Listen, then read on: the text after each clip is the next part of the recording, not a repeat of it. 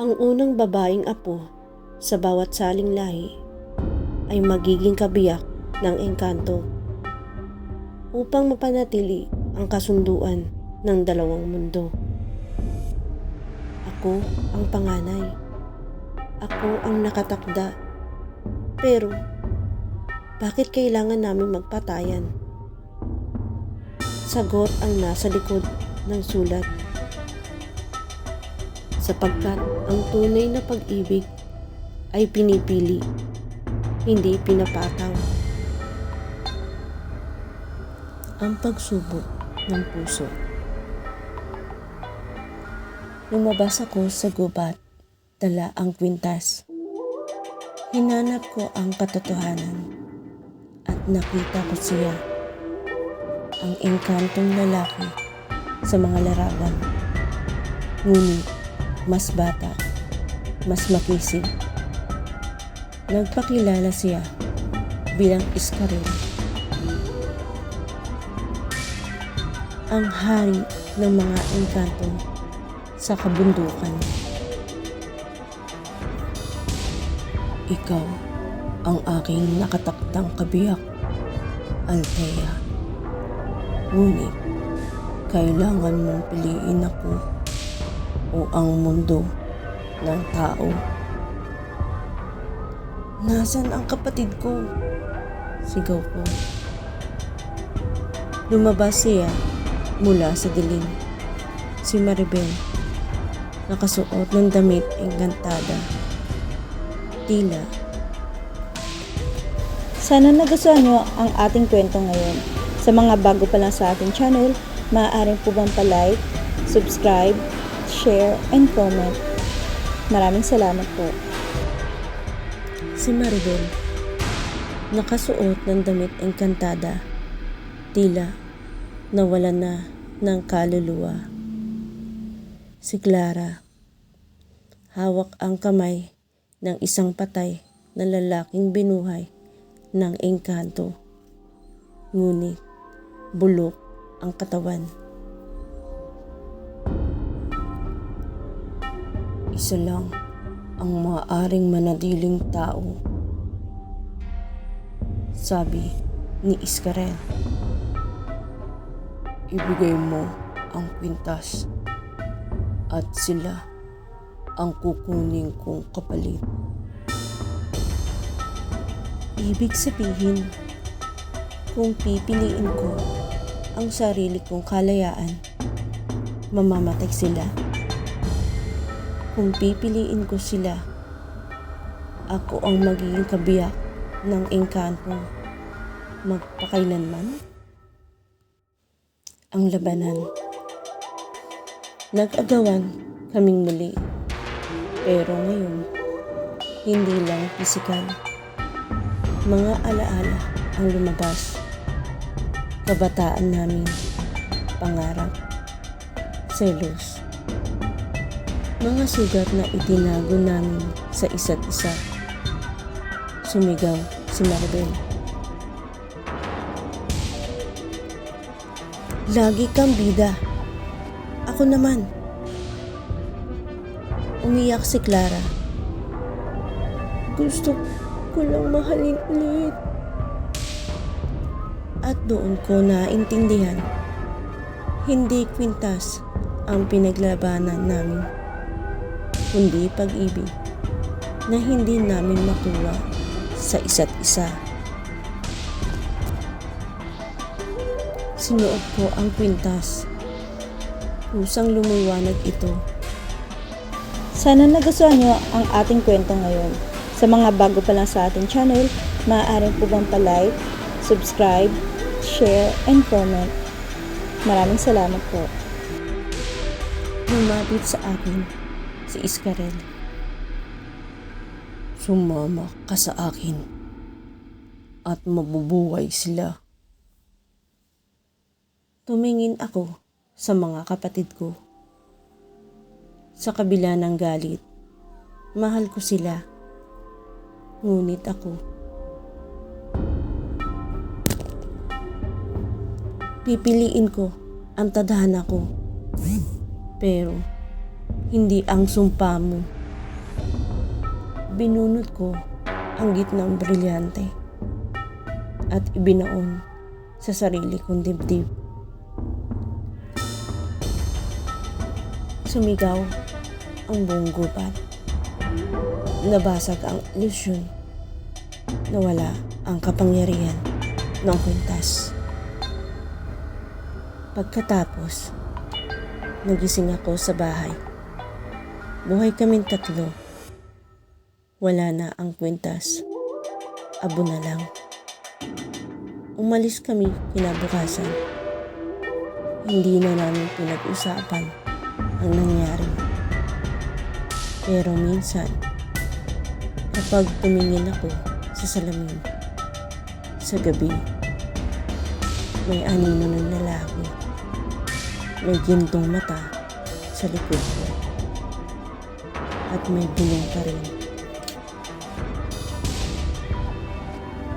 Pinili mo ang pag-ibig, kaya babalik ako sa tamang panahon.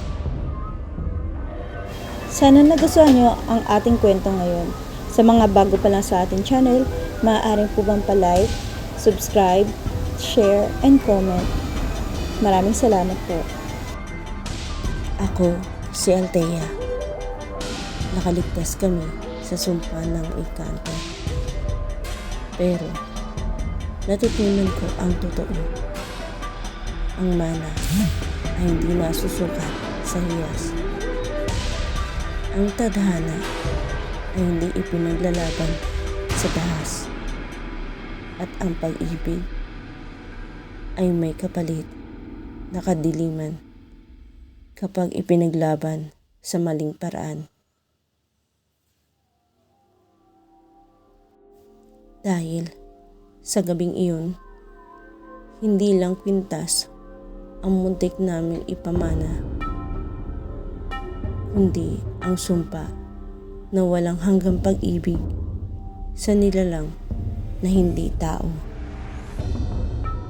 Part 4. Ang pamana ng dugo. Akala ko natapos na ang lahat. Akala ko sinunog na ng abo ang kwintas, ang sumpa. Pero 3 linggo matapos naming lisanin ang ancestral house, nagsimula ang mga panaginip. Pare-pareho. Isang gubat, may ilog na kulay pila. At sa gitna, nakalutang ang diamanteng bato na ibinaon ko sa dibdib ko. Sa bawat panaginip, may boses. Hindi nasira ang sumpa. Ikaw ang naging sisidlan. Nagigising ako, hinihingal. Sana nagustuhan nyo ang ating kwento ngayon. Sa mga bago pa lang sa ating channel, maaaring po bang pa-like, subscribe, share, and comment. Maraming salamat po. Nagigising akong hinihingal. At bawat gising ko, may marka na sa balat ko. Hugis dahon. Pareho ng marka ni Maribel noon. Isang gabi, dumalang sila Maribel at Clara sa apartment ko sa Manila. Hindi sila nagsalita agad, pero nakita ko sa mga mata nila ang takot. Nauna si Clara. Ate,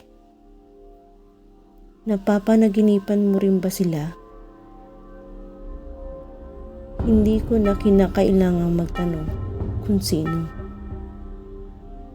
Sumunod si Maribel. May mga bulaklak na tumutubo sa kwarto ko tuwing madaling araw. Tapos, nawawala. Nagkatitigan kaming tatlo. Doon namin naintindihan, hindi natapos. Lumipat lang sa dugo namin. Hindi na panaginip nang muli ko siyang nakita. Si Iskarel, nakatayo sa balkonahe ko. Parang usok na nagkaroon ng anyo. Mas malinaw kaysa dati. Mas makapangyarihan. Mas lalo kang gumaganda, kabiyak. Mulong niya. Hindi ako sasama sa'yo. Sagot ko. Ngumiti siya. Hindi mo kailangan. Nasa iyo na ang puso ng hiyas. Sana nagustuhan nyo ang ating kwento ngayon. Sa mga bago pa lang sa ating channel, maaaring po bang pa-like, subscribe, share, and comment. Maraming salamat po. Doon ko naramdaman may kumikislap sa loob ng dibdib ko. Hindi sugat, kundi liwanag. Unti-unti kang magiging isa sa amin, sabi niya. Kapag nangyari yun, hindi ka na maaaring bumalik. Paano ko mapipigilan? Sigaw ko. Lumapit siya. At bakit mo pipigilan kung ako ang iyong tadhana? At sa unang pagkakataon, hindi lang takot ang naramdaman ko, kundi paghila. Parang may bahagi ng kaluluwa ko gustong sumama. Mga kaibigan, maaari ba kayong mag-iwan ng comment tungkol sa ating kwento? Sa ngayon, ay puputulin ko muna ang ating pagkukwento. Sa mga bago pa lang sa ating channel, maaari bang pa-subscribe, like, share, and comment? Maraming salamat sa inyong pagsuporta. Ang kwentong Kababalaghan.